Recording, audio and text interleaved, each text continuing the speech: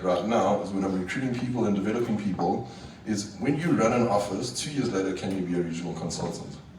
And that's the vibe that we're on at the moment. We've got 2 of my assistants here, and they know that's the goal. The goal for everyone getting promoted.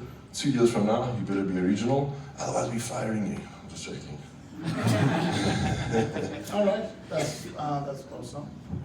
With recruiting, it just becomes a term that encompasses everything about recruiting. But less people understand breaking it down, that there is stages of each recruiting, and the more you break it down, the more you are able to zoom into each situation and refine everything about that stage of recruiting, be it from how you do your prelims or how you even do your ads to collecting the results and calling people. Like just being able to pay attention to everything. Where are you losing numbers? Where can you improve? Tell me more about how you have been an expert with each stage. Okay, fantastic. So, guys, like sometimes in our business we might say, the more people I have studying, I'm guaranteed to be successful. I want to play the law of average game, which is like basically that Fagabantu story we keep talking about. But the way I see it is, if you go to the field and you just like randomly speaking to 200 people, sometimes you'll get a result, most of the time you won't. So when I was in the field, busy kicking the shit out of the field, I never played the law of average game. I never said, okay, well, if I speak to 200 people, then I'll be able to get that result. It was always going to the field to beat the law of average. So in our notes and per campaign, it's all obviously different. But the campaign that I was in, the notes were saying, look, if you speak to 150 people, you should get 10. So that's 1 in 15, right? That's your law of average. And I was like, no ways. It's not like a waste of time. Why don't we try and get to 1 in 10? We did get 1 in 10. And I was like, okay, cool. What about 1 in 8? What about 1 in 7? And at my best day in the field, it was 1 in 5. Every 5 people I spoke to, I made a sale. We were doing credit card applications. The bell was 17 out of 52 in a day. And like that's just really the mindset that you need to just really attack everything with. It's not let's hope and pray for a result here.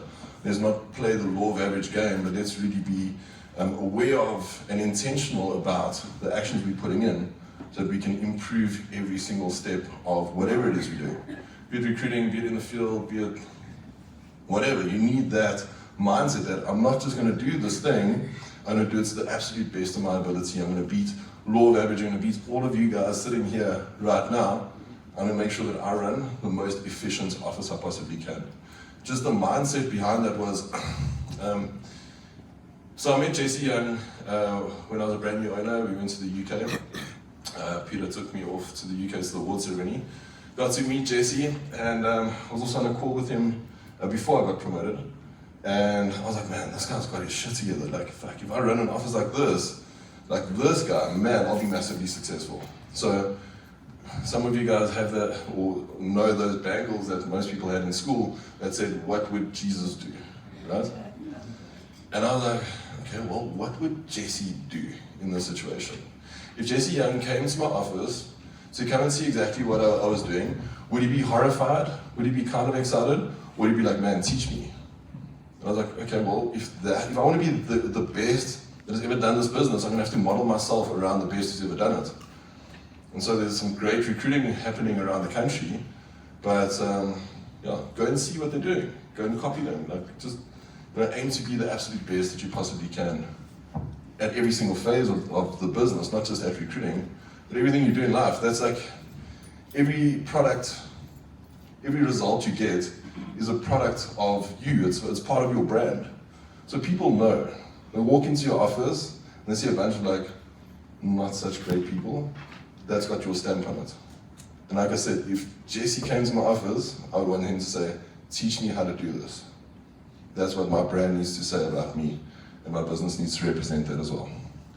So how did you streamline your recruiting to be good? Because when I'm talking about good, guys, Grant did SIM cards. He didn't run 12 people because the people, it's an outdoor event or B2B event. he always had more people in his office. And there was a certain skill that you needed to have to streamline your recruiting and not just putting the numbers, like I said earlier, but just how you are able to, you spoke about being efficient, how you could run your business more efficiently when it comes to recruiting. Yeah, so look, if you're not tracking the numbers, if you're not paying attention to exactly what's happening, how can you improve on that? So the first thing always is understanding the recruiting pipeline is, the first thing is the ads that you're placing. By a show of hands, how many of you guys checked your recruiters' ads last week? I see one hand. Okay, how many of you guys are happy with the number of first rounds that came in for your business last week? Only 2 people, 3 people. So if you're not happy about the number of first round interviews that came into your business, where do you get them from? You get them from the ads. So which job boards are you on, firstly? And like the mindset needs to be, it's like recruiting is not an expense, it's a massive investment. And an investment means I'm going to get a return on the effort and whatever I'm putting in. And that was always what I needed to do, was I need to get a good return from the effort that I need to put in, and the different job boards that I've been on, and so on. So like, if you're not on Indeed, paying at least 5,000 Rand a month, on Indeed alone, it's not going to happen. Joseph's got a thing, if you want to get some really good extra recruiting happening, Joseph's got a thing from PNet, please speak to him. It's going to be incredible when we kick off with that thing. It's another investment. Okay, the more things we invest in, the better our recruiting comes. So, yeah, so it's start there. So like, check the job boards that you're on, check the ads that you're placing, track everything. How many hits do we get for each ad? And I know it's extra work. And like, so when I was a new owner and like all this admin stuff and everything that was coming, I was like, I'm not a fucking admin guy. I'm a sales guy. Give me people and I'll speak to them. Give me numbers and charts and reports and everything, then I'm already like switched off. But you need to change that. It doesn't matter if you like it or not. It's part of business and you have to get good at it and you have to understand exactly what moves the needle. And if you don't know what moves the needle, you can't move it. So you need to go about tracking absolutely everything. Track the ads, track the responses, track how many people did my recruiter phone versus how many people